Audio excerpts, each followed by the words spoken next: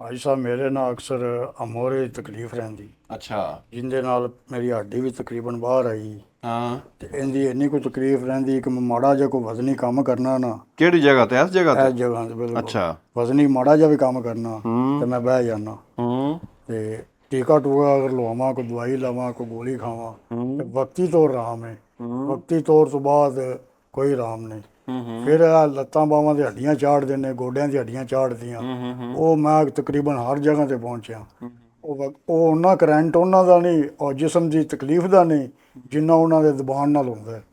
ਤੇ ਇਹ 24 ਘੰਟੇ ਤਕਲੀਫ ਇਹਦੀ ਮੁਬਤਲਾ ਦੇ ਵਿੱਚ ਮੈਂ ਰਹਿਣਾ। ਹੂੰ ਇਹਦਾ ਕੋਈ ਸਹੀ ਹੱਲ ਹੋ ਜਾਵੇ, ਤਕਲੀਫ ਤੋਂ ਆਰਾਮ ਆ ਜਾਵੇ। ਇਹਦਾ ਨਾ ਸਹੀ ਹੱਲ ਹੋ ਜਾਏਗਾ। ਜੀ ਅਸਲ ਰੌਲਾ ਹੈਗਾ ਵੀ ਜਿਹੜੀ ਦਰਦ ਦੀ ਦਵਾਈ ਹੁੰਦੀ ਨਾ, ਉਹਨੇ ਤਾਂ ਕੱਢਣ ਹੁੰਦੇ ਨੇ 12 ਘੰਟੇ ਹੀ। ਜੀ ਜੀ ਤੇ ਉਹਦਾ ਉਹ ਇਲਾਜ ਤਾਂ ਨਹੀਂ ਨਾ ਹੈਗਾ, ਉਹਦੀ ਵਜ੍ਹਾ ਦਾ ਤਾਂ ਇਲਾਜ ਨਹੀਂ ਹੈਗਾ। ਤੇ ਹਕਮਤ ਚ ਹੁੰਦੀ ਹੈ ਵਜ੍ਹਾ ਦਾ ਇਲਾਜ ਕੀਤਾ ਜਾਂਦਾ ਹੈ ਕਿ ਵੀ ਇਹ ਦਰਦ ਹੁੰਦੀ ਕਿਉਂ ਪਈ ਹੈ, ਤੇ ਉਹ ਵਜ੍ਹਾ ਨੂੰ ਦੂਰ ਕੀਤਾ ਜਾਂਦਾ ਹੈ।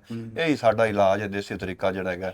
12 ਘੰਟੇ ਵਾਲੀ ਦਵਾਈ ਦਾ ਮਕਸਦ ਕੀ ਹੈ? 12 ਘੰਟੇ ਤੋਂ ਬਾਅਦ ਫਿਰ ਦਰਦ ਹੋਣ ਲੱਗ ਪੈਣੀ। ਜੀ ਤੇ ਉਹ ਇੱਕ ਵਕਤ ਆਉਂਦਾ ਮੁਸਲਸਲ, ਜਦੋਂ ਪੇਨ ਕਿਲਰ ਬੰਦਾ ਖਾਂਦਾ ਹੈ ਨਾ, ਉਹਦੇ ਜਿਗਰ ਤੇ ਵੀ ਅਸਰਾਤ ਆ ਜਾਂਦੇ ਨੇ, ਗੁਰਦਿਆਂ ਤੇ ਵੀ ਅਸਰਾਤ ਆ ਜਾਂਦੇ। ਜਿਹੜੀ ਪੇਨ ਕਿਲਰ ਹੈ ਨਾ, ਇਹ ਲੰਬਾ ਅਰਸਾ ਨਹੀਂ ਖਾਣੀ ਚਾਹੀਦੀ। ਬਾਹ ਮਰੇ ਮਜਬੂਰੀ ਚਲੋ ਇੱਕ ਅੱਧੀ ਖੁਰਾਕ ਖਾ ਲਓ, ਲੇਕਿਨ ਜ਼ਿਆਦਾ ਟਾਈਮ ਨਹੀਂ ਖਾਣੀ ਚਾਹੀਦੀ। ਤੇ ਇੱਕ ਨੁਸਖਾ ਹੈ, ਮੈਂ ਤੈਨੂੰ ਦੱਸਣਾ, ਇਹਨੂੰ ਇਸਤੇਮਾਲ ਚ ਰੱਖ।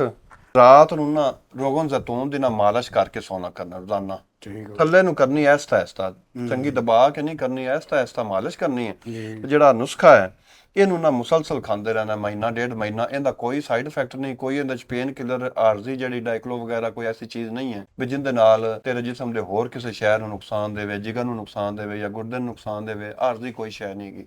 ਮੁਸਤਕਿਲ ਇਨਸ਼ਾਅੱਲਾ ਇਹਦੇ ਨਾਲ ਜਿਸਮ ਦੇ ਵਿੱਚ ਜੋਰੋ ਕਿਸੇ ਦੀ ਵਜ੍ਹਾ ਜਾਂ ਕਿਸੇ ਵੀ ਵਜ੍ਹਾ ਤੋਂ ਦਰਦ ਹੈ, ਉਹ ਇਹਦੇ ਨਾਲ ਦੂਰ ਹੋ ਜਾਏਗੀ। ਬਿਹਤਰ ਸੁਰੰਜਾਂ ਸ਼ੀਰੀਂ ਲੈਣੀ ਹੈ 50 ਗ੍ਰਾਮ, ਜੀ ਤੇ ਸੁਰੰਜਾਂ ਤਲਖ ਲੈਣੀ ਹੈ 50 ਗ੍ਰਾਮ। ਜੀ ਮੁਸੱਬਰ ਇਹਦੇ ਚ ਪਾਣਾ ਹੈ 25 ਗ੍ਰਾਮ। ਜੀ ਰਸੌਂਤ ਪਾਣੀ ਹੈ 25 ਗ੍ਰਾਮ। ਜੀ ਮਗਜ਼ ਨਿੰਮ ਪਾਣੀ ਹੈ 25 ਗ੍ਰਾਮ। ਤੇ ਇਹਨੂੰ ਨਾ ਕਵਾਰ ਦੇ ਗੁੱਦੇ ਦੇ ਨਾਲ ਨਾ ਇਹਦੀਆਂ ਗੋਲੀਆਂ ਬਣਾ ਲੈਣੀਆਂ ਨੇ। ਠੀਕ ਗੋਲੀਆਂ ਬਣਾ ਕੇ ਨਾ ਤੇ ਸਵੇਰ ਦੁਪਹਿਰ ਸ਼ਾਮ 3 ਟਾਈਮ ਨਾ ਦੁੱਧ ਹੀ ਥੋੜੇ ਸੌਂਫ ਪਾ ਕੇ ਉਬਾਲ ਕੇ ਉਹਦੇ ਨਾਲ ਇੱਕ ਇੱਕ ਗੋਲੀ ਖਾਣੀ। ਤੇ 1.5 ਤੋਂ 2 ਮਹੀਨੇ ਖਾ, ਕੋਈ ਇਹਦਾ ਸਾਈਡ ਇਫੈਕਟ ਨਹੀਂ। ਐਵੇਂ ਜਿਵੇਂ ਗੰਦਮ ਖਾਂਦਾ ਪਿਆ, ਕੋਈ ਸਾਦੀ ਸ਼ੈ, ਕੁਦਰਤੀ ਚੀਜ਼ਾਂ ਨੇ ਸਾਰੀਆਂ, ਕੋਈ ਨੁਕਸਾਨ ਨਹੀਂ ਹੁੰਦਾ। ਉਹ ਜਦੋਂ ਗੋਲੀ ਬਣ ਜਾਏਗੀ, ਗੋਲੀ ਸਵੇਰ ਦੁਪਹਿਰ ਸ਼ਾਮ 3 ਟਾਈਮ ਖਾਂਦਾ ਰਹਿ, ਤੇਰੀ ਦਰਦ ਜਿਹੜੀ ਨਾ ਉਹ ਦੂਰ ਹੋ ਜਾਏ। ਅਸੀਂ ਦੁਆਵਾਂ ਦੇ ਸੇ ਇਨਸ਼ਾਅੱਲਾ। ਤੂੰ ਇਹ ਲੈ ਨੁਸਖਾ। ਬਿਹਤਰ